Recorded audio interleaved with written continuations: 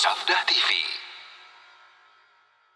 Dan Nabi Shallallahu Alaihi Wasallam di dalam hadis yang sangat masyhur, yaitu hadis Jibril alaihissalam, hadis yang lumayan panjang, yang diriwayatkan oleh Imam Muslim, dibawakan oleh Imam An-Nawawi rahimahullahu taala di dalam kitab Al-Arba'in, hadis yang keberapa?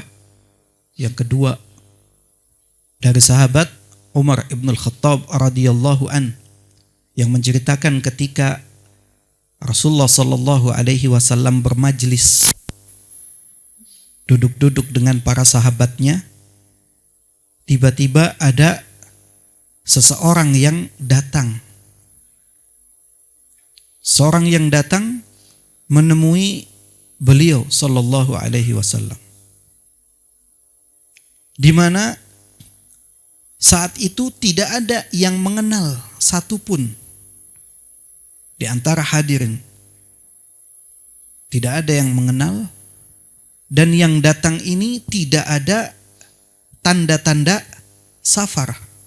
Tidak ada tanda safar. Padahal orang yang di dalam satu kampung, satu tempat yang penduduknya semua saling mengenal, kalau ada pendatang itu akan tahu, kalau ada orang yang singgah akan tahu, baik melihat tanda-tanda pakaian ataupun tanda-tanda yang dibawa.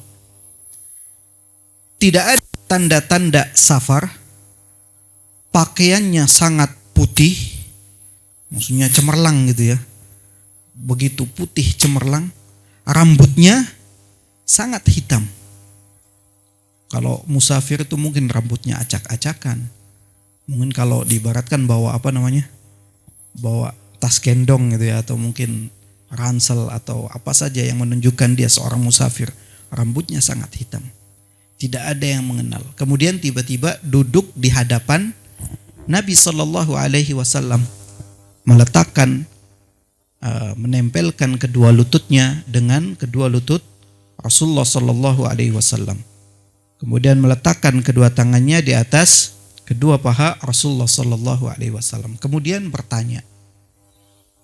Apa saja pertanyaan yang diajukan? Yaitu bertanya tentang Islam, bertanya tentang iman, dan bertanya tentang apa? Ihsan.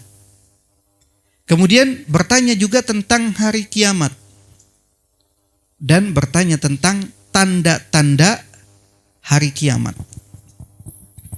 Yang menjadi perhatian kita dalam hadis ini adalah pertanyaan Malaikat Jibril kepada Nabi Sallallahu Alaihi Wasallam ketika bertanya tentang ihsan. Fa'akhbirni anil ihsan, beritahu aku. Fa'akhbirni, yaitu beritahu aku, kabarkan kepadaku tentang ihsan.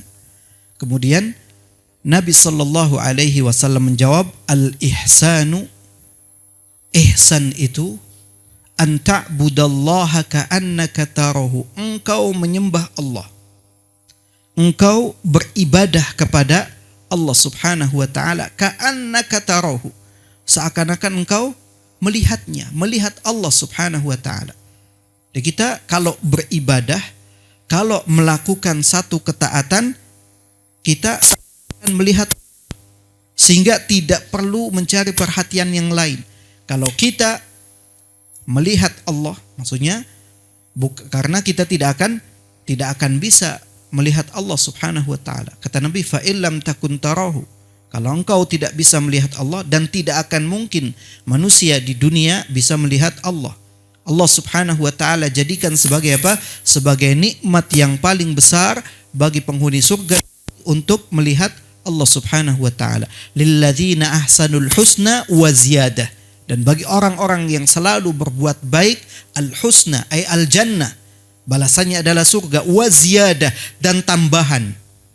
Kemudian kata Nabi, tambahan itu apa? An-nadhar ila wajhillahi ta'ala, yaitu memandang wajah Allah Subhanahu wa ta'ala.